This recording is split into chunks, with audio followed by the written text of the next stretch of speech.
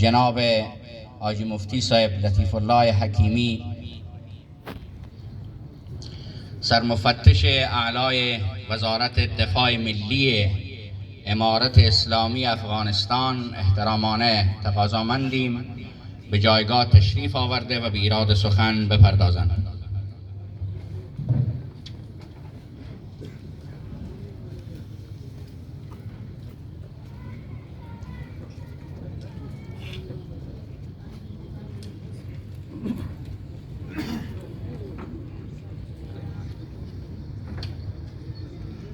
الحمد لله رب العالمين، والصلاة والسلام على سيد المرسلين وعلى آله وأصحابه أجمعين. أما بعد، فقد قال الله تبارك وتعالى في القرآن الكريم: قل سيروا في الأرض فانظروا كيف بدأ الخلق ثم الله ينشئ النشأة الآخرة إن الله على كل شيء قدير. صدق الله العظيم. با تشکری فراوان از اداره محترم ریاست اطلاعات و فرهنگ، بخصوص اداره محترم گردشگری هرات، اداره تیکا و ادارات تشویق کننده صنایع دستی و آثار فرهنگی سرزمین باستانی هرات که موقع را فراهم ساخته تا جهانیان از ارزش‌های هنری کشور ما و شما بیشتر با خبر شده باشند. سیاحت سیر قبل از اسلام به شکلی بود که به معنای تعذیب نفس بود. خود را کسی تعذیب میداد به معنای رهبانیت، به معنای این که خود را به یک گوشه کرده و خود را در عذاب مبتلا بکند اجرا می شد. بعد از آمدن دین اطهر اسلام، رسول اکرم صلی الله علیه وسلم از چنین سیاحت ها منع فرموده و گفتند که سیاحت امت ما جهاد در راه خداوند جل مجده است. و بعد از آن صحابه کرام قدم به قدم تا جایی که خود را می رساندند دین مقدس اسلام را با خود برده. ما و شما در شرق آسیا کشورهایی داریم که توسط سیاحان امت مسلمه یعنی صحابه کرام به دین مقدس اسلام مشرف شده و تا امروز زیر چتری صلح و همدلی و دوستی با هم زیست می کنند، مثل اندونزیا، مالیزیا و همچنان مناطق دیگری از کشورهای شرقی. و تا جایی که صحابه کرام و همچنان سیاحان امت مسلمه سفر می کردند، ارزش‌های خود را با خود می بردند. چنانچه آنها جایی که مستقر می شدند، مردم محل از اخلاقشان، از خوی و عاداتشان، از نشست برخاستشان متاثر شده و خودشان به اسلام مشرف می شدند. سیاحان امت مسلمه ما و شما به نام رحاله ابن بطوطه، ابن خلدون و همچنان مورخین دیگری داریم که اکثریت دنیا را حتی قبل از اسلام در قرآن عظیم شان و یسألونک عن ذی القرنین قل سأتلو علیکم منه ذکرا انا مکننا له فی الارض و آتیناه من کل شیء سببا فاتبع سببا. از حضرت ذوالقرنین که در نبوتشان اختلاف است که آیا نبی است یا ولی، که از مشرق تا مغرب صدای اسلام را برده و دین اسلام را تا یاجوج و ماجوج تا حدود سرحد یاجوج و ماجوج رسانده و امت را از شر ما یاجوج و ماجوج تحفظ داده است. اسلام و قرآن عظیم شان یادآوری کرده و تحسین کرده است. چنانچه بعد از آن رحاله یعنی گردشگری اسلام مثل ابن بطوطه، ابن خلدون و همچنان علمای دیگری، بعضی ها به پشت علم و تعلیم می رفتند تعلم، بعضی ها به کسب احادیث و بعضی ها برای حفظ قرآن عظیم شان، بعضی ها برای سیاحت. از اینکه مطلب از سیاحت مسلمان چیست که خداوند جل جلاله فرموده: قل سیروا فی الارض فانظروا کیف بدأ الخلق. ببینید خداوند جل جلاله چه قسم انسانات، چه قسم مخلوقات را پیدا فرموده در زمین تا از مزایای قدرتی بلا محدودیتی خداوند جل جلاله مستفید شود. مسلمان از این رو مکلف در گردشگری به است که تمامی حدود مسلمانی را و همچنان پیام مسلمانی که عبارت از حلیه و لحیه است.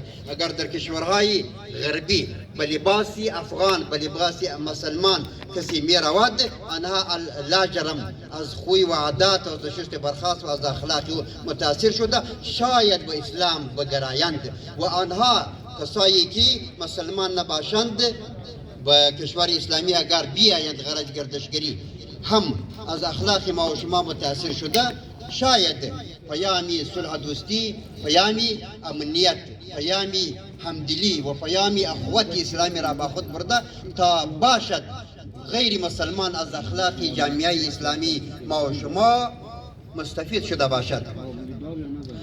کسایی که غرض سیاحت در کشورهای اسلامی قدم میزنند میآیند نیتشان با آنها ارتباط دارد که چی اراده دارند. البته کسایی که آمدند از طرف دولت وقت اجازه داده شد آنها مستأمن گفته میشن. فریضه فردی افرادی امنیتی پلیس استخبارات اردوی ملی اسلامی کشور ما هست تا آنها را تحفظ کرده و آنها را تحفظ آنها را برای خود یک عبادت بشمارند، چرا که آنها مستأمن هستند. دولت اسلامی یا امارت اسلامی افغانستان برایشان اجازه داده، ویزا داده است، آنها میآیند و از اخلاق و عادات ما و شما نباید آنها یک انگیزه غلط بگیرند یا یک انگیزه منفی ببرند. باید ما و شما همشهریان ما و شما با آنها برخوردی خوبی بکنند و آنها را نباید مثل امیدی که سیوان که غلط کرده $500 از او گرفته بود باید به نرخی روز به نرخی بازار یک چیزی برایشان فروخته شود. آنها خود نمیفهمند. آنها که اکثر ما و شما حق دارند. مهمان میگوید که مسلمان باشد یا غیر مسلمان، هر کس که باشد که به خانه افغانستان خانه ما و شما هست، افغانستانی قدرتی. ما و شما میگوییم مناظر طبیعی، بلکه مناظر طبیعی نیست، از طبیعت نیست بلکه ای خلقتی است، ای قدرتی است. افغانستان تمامی افغانستان پارک است، تمامی افغانستان مناطق گردشگری است. و بامیان که میریان شما به مناطق دیگر افغانستان درهای و قله های پرشکوه افغانستان را که میبینیم، اما از قلعه مثل قلعه اختیارالدین، قلعه های دیگری که ما شما در اطراف و اکناف و در اکثر ولایت به نام بالاحصار داریم، این قلعه های تاریخی افغانستان بود. حتی اگرچه حضرت بیل شاهان باشد یا از کابلان شاه باشد، لیکن حیثیت تاریخی خود را داشته. آنها که می آیند از تمامی افغانستانی پر از ارزش‌های کلتوری و فرهنگی جدا می کنند. تحفظشان و به نظر قدر نگرستن برایشان وظیفه هر فرد ما و شما است و یک برخی از اقتصادی کشور را هم تشکیل میدهد.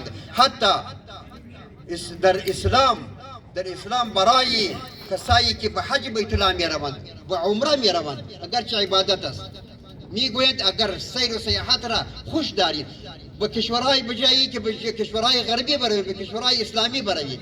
از این رو علمای ما به اتفاق فیصله نمودند که مسلمان که به کشور غیر اسلامی میره بغیر از علاج معالجه و بغیر از این که یک پیامی از همدلی و از جامعه اسلامی خود با خود داشته باشد و همچنان به غرض تجارت باشد، بغیر از این نباید به غرض سیاحت برود، بلکه سیاحت را در کشور خود، در کشورهای اسلامی خود انجام داده تا از مصارفی که او میکند مسلمان مستفید شده باشد و همچنان از مصارفی که به کشور می آید واریز می شود تمامی همشهریان ما و شما مستفید شده باشد. نه اینکه یک کسی استفاده خود را بکند و او را ناراست ساخته و کسی که گردشگر باشد ناراست ساخته تا دوباره نبیاید. همین کسی که او خوش شد از شنایی ها 10 نفر دیگر را فرستاده، هم 10 نفر که خوش شدن 100 نفر دیگر را میفرستند و برخی اعظمی که